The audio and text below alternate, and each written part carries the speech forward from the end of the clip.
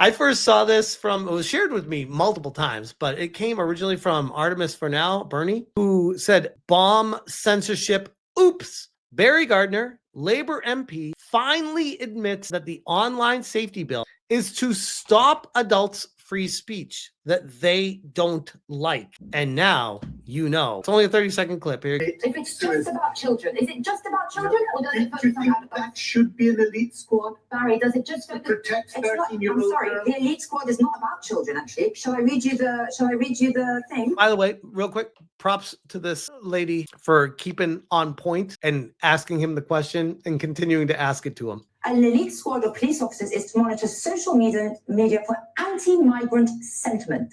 I don't think 13-year-olds are engaging that. So is it also to monitor adults? Simple question, yes or no? Yes, of course it will. Okay, there we go. Look, sorry.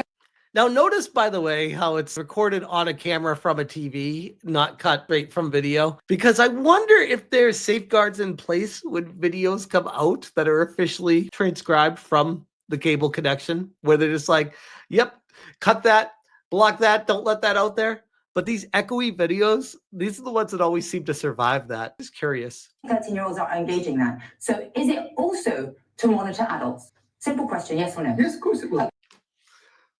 There you go. Like, holy shit. It's not even a conspiracy anymore. The audacity of these people to just come out and be like, well, yes, of course it's to monitor the adults.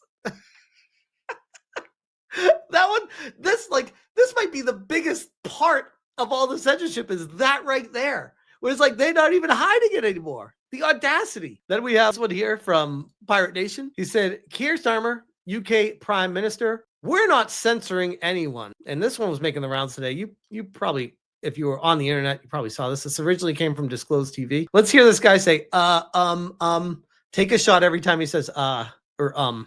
To censor my site? To censor your site and Twitter truth? and Facebook. Truth? I mean, truth. Is that okay? Well, I don't think he's going to censor my site because I say only good things. Will you please uncensor my site? Yeah, we're not censoring anyone. We've got some measures which are there to protect children, in particular from sites like suicide sites. We've had too many cases in the United Kingdom of young children taking their own lives. Okay. So now the censorship is coming back to suicide. It's young children. Guys, they went online, saw porn, and then decided to off themselves, apparently, according to this prime minister here. Are you effing kidding me, bro? Like, who is going to buy that? That's not how this works. That's not how any of this works ever. And he's also just throwing buzzwords out there because he has no idea how to answer this. Because he knows what they're doing is inherently wrong. So he's trying his best to dig his way out of it, knowing what he's doing is wrong. Sites which talk about suicide and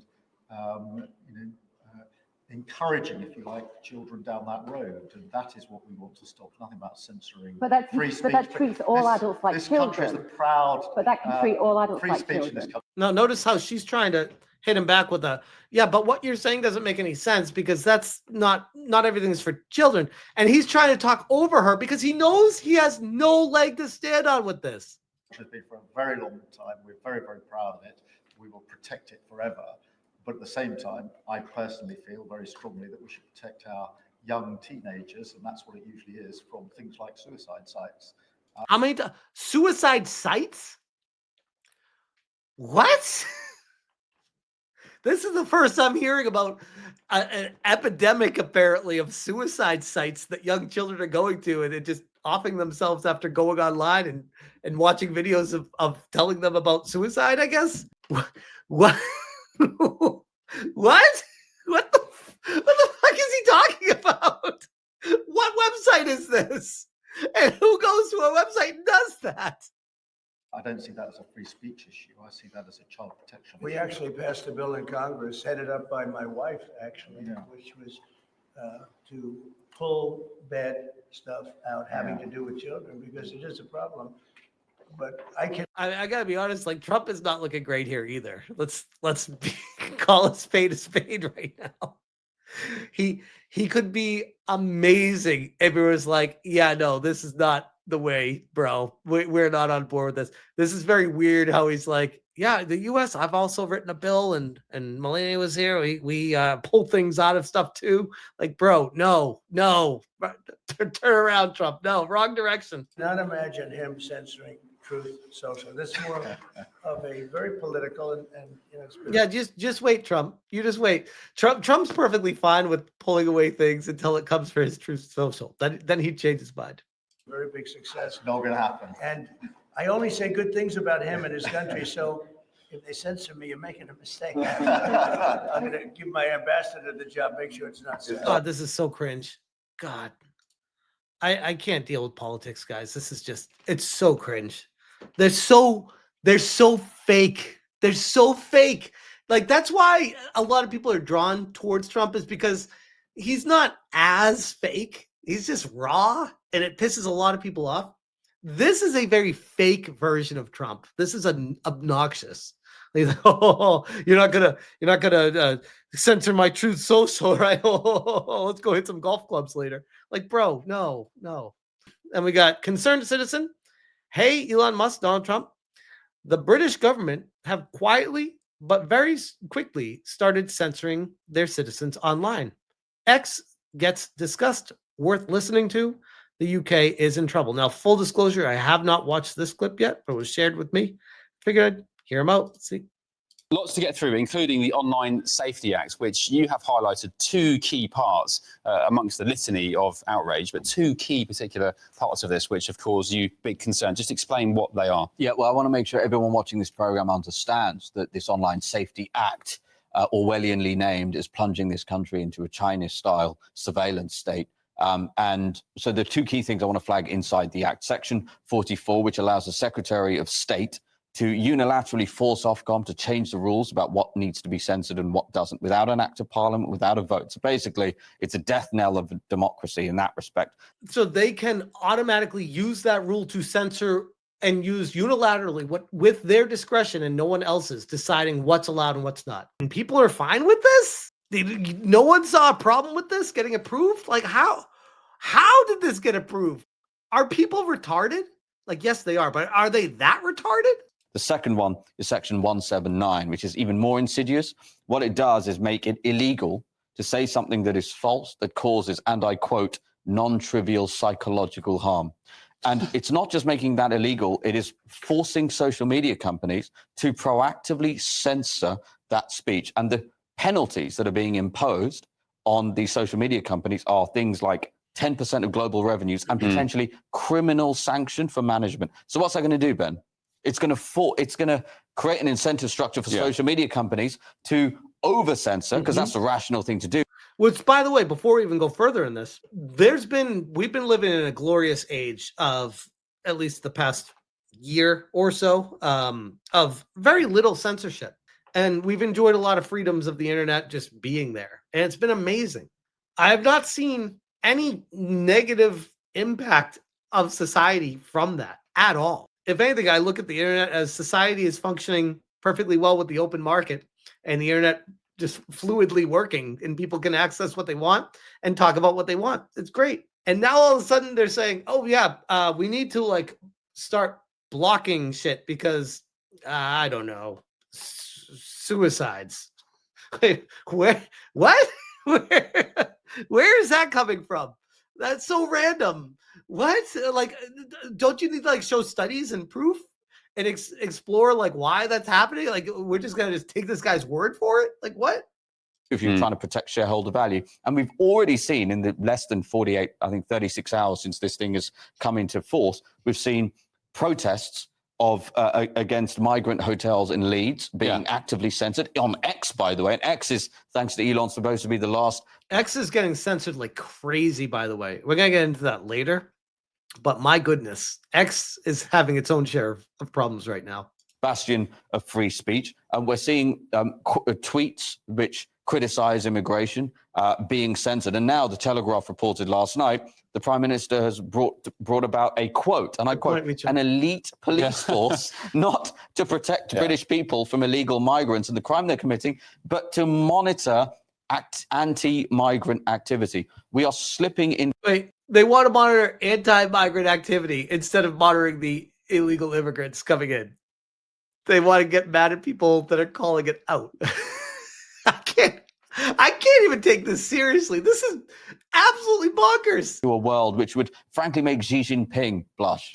Two really shocking points there. The sort of censoring of the migrant process on X, for example, do you think that fell under the second point you mentioned there, which is non-physical psychological harm? Non-trivial psychological harm. So yeah, exactly. So this is a totally different threshold to Well, we got new words and verbiage being made up here that I've never heard before. Non-trivial psychological harm.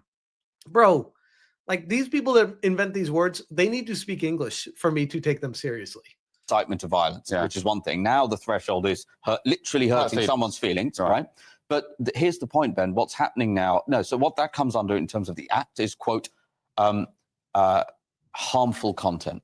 And I quote, in some cases, it actually talks about legal but harmful. And just before the camera started rolling, we were having a conversation. You said, who determines that? And I'll tell you who will determine that. The very last people, the people watching this program would want determining it. And I want to remind the viewers, as much as Keir Starmer is an abomination and we despise this Labour government, it was the Tories who created this whole situation. It was because the people in government need to cause situations to push to get people motivated to vote. And this is a situation where it's like nobody cared about any of this, and this like, oh man, suicide and kids is happening. We need to block everything now. And people apparently just agreed with it. I still can't get over this. The Tories who voted it through pretty much unanimously, including the likes of Jenrick, including the likes of Braverman, the ones who now present themselves as anti all of this stuff. They voted all of this stuff through. And I want to emphasize, if we don't do something about this quickly, it is going to be normalized. And I'm telling you, these social media companies, even X with the might of Elon behind him, is going to be no match for the brutality and the power of the British state. That's a great point, by the way. If you don't act quickly, this will become the norm and people will get used to living in this kind of state. It's the same thing like you look at like North Korea. And if you're not familiar with how that operates there, you would come in and you'd be like, how are these people putting up with all this? Like the entire government just telling them how to live their life, wake up, what they can do, where they can go, how they can live their life. Every single waking moment of every single person's life there is completely overrun by the government. And a normal person enjoying freedoms looks at that and like, that's crazy. How come they don't rise up? How come they don't do anything? Because that's norm to them. That's what life is to them. They don't understand freedoms and what comes along with that.